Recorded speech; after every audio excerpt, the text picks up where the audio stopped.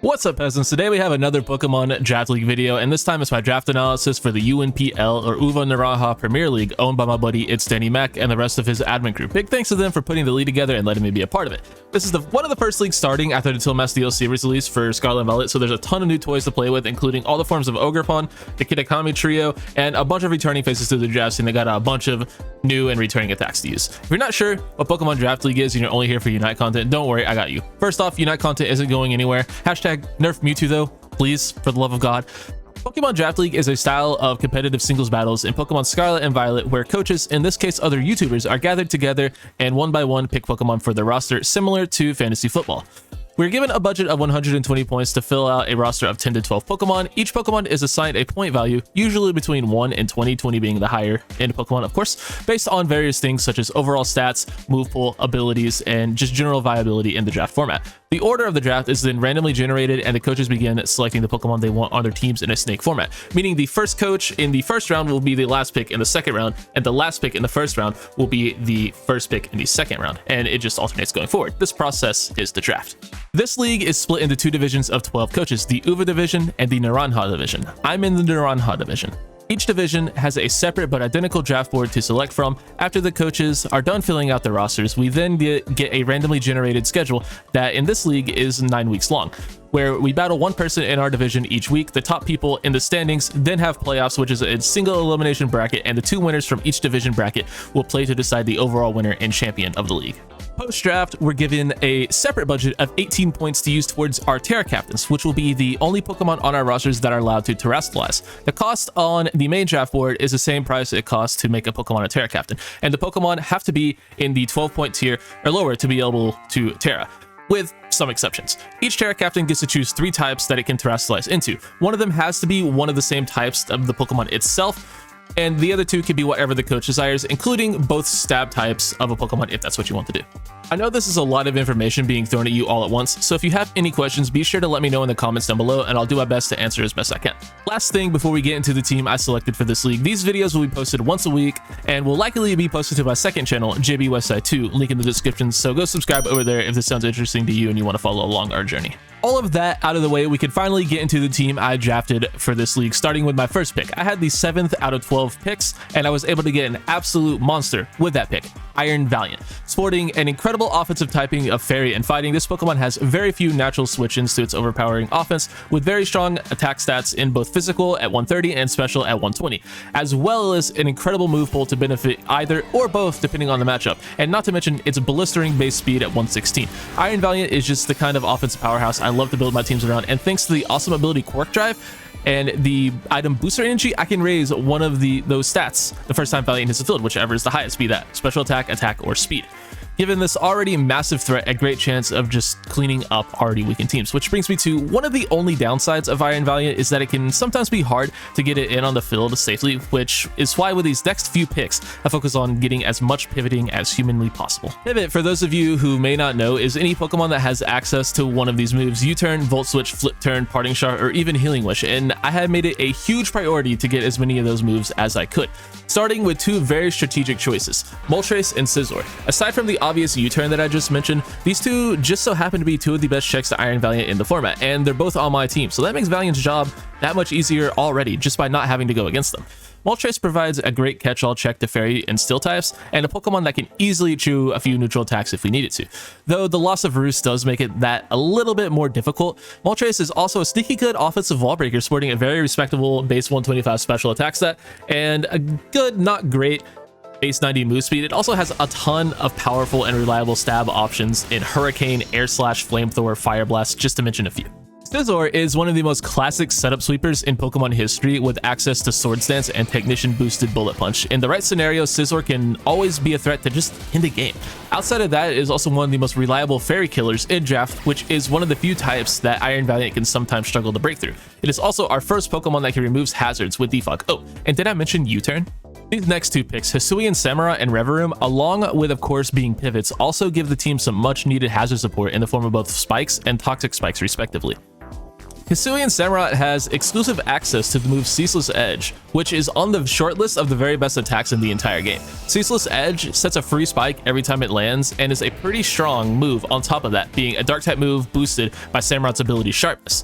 Hisuian Samurott also comes with a ton of really powerful water moves as well, like Aqua Jet to get another form of priority on the team, Aqua Cutter and Razor Shell for some high critical hit chances, and of course Flip Turn now in the Teal DLC. Reverum gives the team both access to and a way to remove Toxic Spikes, being a grounded poison type. That's not a ground and poison type, that is a poison type that touches the ground, meaning opposing Toxic Spikes are absorbed every time Reverum comes onto the field. It also is a very underrated setup threat with Shift Gear that boosts its speed stat 2 times and its attack stat 1.5 times. And thanks to the Teal DLC, Reverum now has a way to hit opposing poison types with high horsepower, and opposing steel types as well.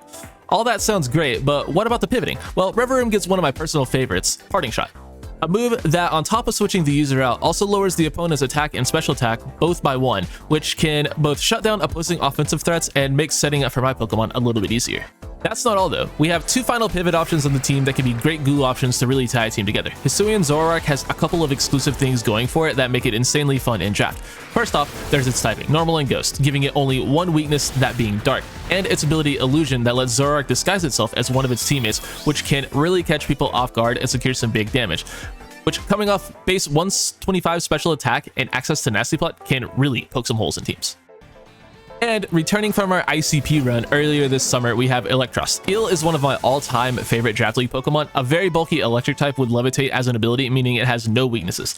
Teal also sports an incredible move pool full of attacks of virtually every typing, giving it coverage for most every situation. It can even be a great setup threat with Coil. It can also punish ground types with Giga Drain, Liquidation, or, and you're not going to believe this, U-turning out. At this point, I felt like the team could use a couple of solid support options, so we went ahead and took Darkspun next, which gives us a more defensive fairy type that provides some much needed wish support to the team. With as much switching as we're going to be doing, it'll be nice to keep things sealed up, especially since Darkspun can slow Baton Pass out to make passing wishes safer. Darkspun also has a nice built-in immunity to fire moves thanks to its ability Well-Baked Body. Next up, we have another Pokemon from Pokemon Legends Arceus, Hisuian Avalugg, a Pokemon that has a giant defense stat, and most importantly, it gets Rapid Spin to give us another way to get rid of hazards and can also set them up as well with Stealth Rock. But outside of Valiant, it kind of feels like this team is lacking in raw offensive power. That's where these last 2 picks come in, which were actually the second and third picks I made in the draft. We have Komao and my #1 favorite Pokemon of all time, and the Pokemon I'm most excited for on this team, Torterra. Komao is an absolute powerhouse dragon and fighting type that has amazing stats across the board, allowing it to fill any role we need it to. Most weeks, though, it will probably be as a setup threat of some sort. With ways to boost almost all of its stats, Komao can easily clean through or break down teams, whether it be Dragon Dance, Bulk Up, or Swords Dance for physical attack, or boosting its special attack with Throat Spray and any of the number of great sound-based moves Komao has access to, including Clanger's Soul, that boosts all of Komao's stats by 1 at the cost of 33% of its HP, but with Throat Spray, it actually gets +2 special attack. So if I'm able to get that move off safely, it might just be a GG. But Komao is so much more than just a setup threat. It can also prevent setup with Taunt, Dragon Tail, or be a secondary hazard setter with Stealth Rock. Overall, I think Komao is going to make an amazing addition to this team, and it's one of my favorite Draft League Pokemon for a reason, and I'm very, very happy to have it here. Now finally, the last Pokemon on our roster and the one I'm most excited to use. My personal favorite Pokemon of all time, Big Boy Torterra. After carrying the world on the back of its shell for 17 years, Game Freak finally gave my boy access to Shell Smash in the Teal DLC. Shell Smash is one of the very best setup moves in the entire game, boosting both attack and speed by 2 at the cost of -1 to both defenses, but that defense drop can be mitigated with the item White Herb, should we want to. A small price to pay for the speed boost that allows Torterra to outpace a ton of prevalent mons in the format. And Ground Grass being very hard types to switch into for everything except flying types, which Torterra gets plenty of rock coverage for, by the way, means once it gets the Shell Smash off, Torterra is going to be breaking huge holes through teams all season, and I can't wait for it. Torterra also gets a ton of great support options outside of offensive sets, being another Stealth Rock option, Leech Seed to help against bulkier teams, and Roar is always a nice move to have in your back pocket, but let's be honest, we're here for Shell Smash sweeps. Lastly, I want to mention my Terra captains for the team. I decided to go a more defensive route out with them because of certain restrictions like I mentioned earlier. The cowards banned Torterra from being able to terrestrialize it because I guess they were scared or something. Whatever. So our captains will be Moltres and Hisui and Avalok. Moltres will be able to terrestrialize into fire for more offensive pressure, grass to resist key types like water, electric, and ground, and Steel because it's a great overall defensive type and doubles down on punching rock types with grass.